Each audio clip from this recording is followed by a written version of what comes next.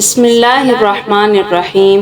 حضرت امام حسین رضی اللہ تعالیٰ عنہ کا وجود مبارک یزید کے بے قیدیوں کے لیے ایک زبردست محتسب تھا۔ وہ جانتا تھا کہ آپ کے زمانہ مبارک میں اس کو بے مہاری کا موقع میسر نہ آئے گا، اور اس کی کسی کجروی اور گمراہی پر حضرت امام حسین صبر نہ فرمائیں گے۔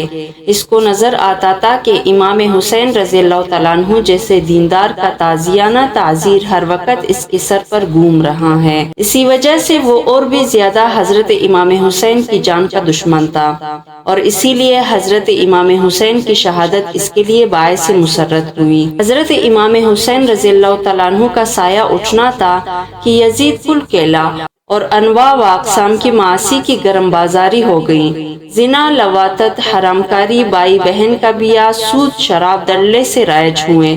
نمازوں کی پابندی اٹھ گئی، تمرد و سرکشی کی انتہا کو پہنچی۔ شیطانت نے یہاں تک زور کیا کہ مسلم ابن عقبہ کو 12,000 یا 20,000 کا لشکر گراں لے کر مدینہ طیبہ کی چڑھائی کے لیے بھیجا۔ یہ 63 ہجری کا واقعہ ہے۔ اس نامراد لشکر نے مدینہ طیبہ میں وہ طوفان برپا کیا کہ عظمت قتل و غارت اور طرح طرح کے مظالم ہمسائگان رسول پر کیے، وہاں کی ساکنین کی گر لوٹ لیے، 700 صحابہ کو شہید کیا، اور دوسرے عام باشندے ملا کر 10,000 سے زیادہ کو شہید کیا، لڑکوں کو قید کر لیا، ایسی بدتمیزیاں کی جن کا ذکر کرنا ناگوار ہے۔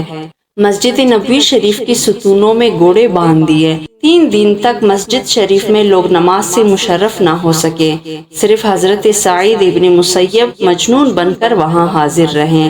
حضرت عبداللہ ابن حنظلہ ابن غسیل رضی اللہ تعالیٰ عنہ نے فرمایا کہ یزیدیوں کی ناشائستہ حرکات اس حد پر پہنچے ہیں کہ ہمیں اندیشہ ہونے لگا کہ ان کی بدکاریوں کی وجہ سے کہیں آسمان سے پتھر نہ برسیں۔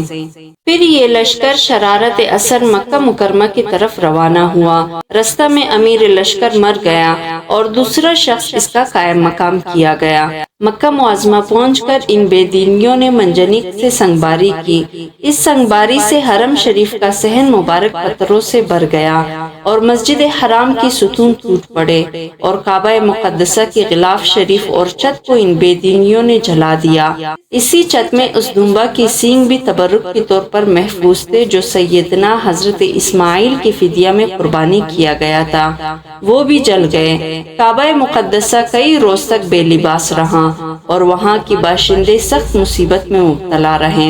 آخر کار یزید پلید کو اللہ نے ہلاک فرمایا، اور وہ بدنصیب 3 برس 7 مہینے تخت حکومت پر شیطنت کر کے 15 ربیع الاول 64 ہجری کو، جس روز اس پلید کے حکم سے کعبہ معظمہ کی بے حرمتی ہوئی تھی، شہر حمص ملک شام میں 39 برس کی عمر میں ہلاک ہوا۔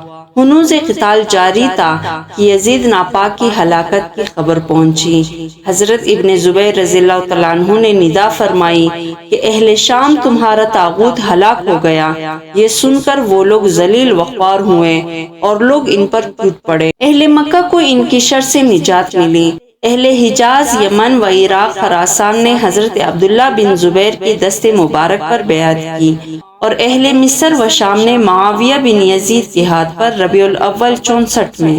یہ معاویہ اگرچہ یزید پلید کی اولاد سے تھا، مگر آدمی نیک اور صالح تھا، باپ کی ناپاک افعال کو برا جانتا تھا۔ حکومت ہاتھ میں لیتے وقت سے تادہ میں مرگ بیماری ہی میں رہا، اور کسی کام کی طرف نظر نہ ڈالی، اور 40 دن یا 2-3 ماہ کی حکومت کے بعد 21 سال کی عمر میں مر گیا۔ آخر وقت میں اس سے کہا گیا کہ کسی کو خلیفہ کرے۔ اس کا جواب اس نے یہ دیا کہ میں نے خلافت میں کوئی حلاوت نہیں پائی، تو میں اس تلخی میں کسی دوسرے کو کیوں مبتلا کروں۔ معاویہ بن یزید کے انتقال کے بعد اہل مصر و شام نے بھی عبداللہ بن زبیر کی بیعت کی۔ پھر مروان ابن حکم نے خروج کیا، اور اس کو شام و مصر پر قبضہ حاصل ہوا۔ 65 ہجری میں اس کا انتقال ہوا، اور اس کی جگہ اس کا بیٹا عبد الملک اس کا قائم مقام ہوا۔ عبد الملک کے عہد میں مختار بن عبید ثقفی نے عمر بن سعد کو بلایا۔ ابن سعد کا بیٹا حفص حاضر ہوا۔ مختار نے دریافت کیا تیرا باپ کہاں ہے؟ کہنے لگا کہ وہ خلوت نشین ہو گیا ہے، گھر سے باہر نہیں نکلتا۔ اس پر مختار نے کہا کہ اب وہ رے کی حکومت کہاں ہے جس کی چاہت میں فرزند رسول سے بے وفائی کی تھی، اب کیوں اس سے دستبردار ہو کر گھر میں بیٹھا ہے؟ حضرت امام حسین کی شہادت کے روز کیوں خانہ نشین نہ ہوا؟ اس کے بعد مختار نے ابن سعد اور اس کے بیٹے شمر ناپاک کی گردن مارنے کا حکم دیا اور ان سب کے سر کٹوا کر حضرت محمد بن حنفیہ برادر حضرت امام رضی اللہ تعالیٰ عنہ کے پاس بھیج دیے اور شمر کی لاش کو گھوڑوں کی سونگوں سے روندوا دیا، جس سے اس کی سینہ اور پسلی کی ہڈیاں چکنا چور ہو گئیں۔ شمر حضرت امام حسین کے قاتلوں میں سے ہیں اور ابن سعد اس لشکر کا قافلہ اور سالار اور کمانڈر تھا جس نے حضرت امام حسین پر مظالم کے طوفان توڑے۔ آج ان ظالمان ستم شعار مغروران نابکار کے سر تن سے جدا کر کے دشت بدشت پھرائے جا رہے ہیں اور دنیا میں کوئی ان کی بے کسی پر افسوس کرنے والا نہیں۔ ہر شخص ملامت کرتا ہے اور نظر حقارت سے دیکھتا ہے اور ان کی ذلت و رسوائی کی موت پر خوش ہوتا ہے۔ مسلمانوں نے مختار کے اس کارنامہ پر اظہار فرح کیا اور اس کو دشمنان امام سے بدلہ لینے پر مبارکباد دی۔ اس کے بعد مختار نے ایک حکم عام دیا کہ کربلا میں جو شخص عمر بن سعد کا شریک تھا وہ جہاں پایا جائے مار ڈالا جائے۔ یہ حکم سن کر کوفہ کے جفا شعار سورما بصرہ بھاگنا شروع ہوئے۔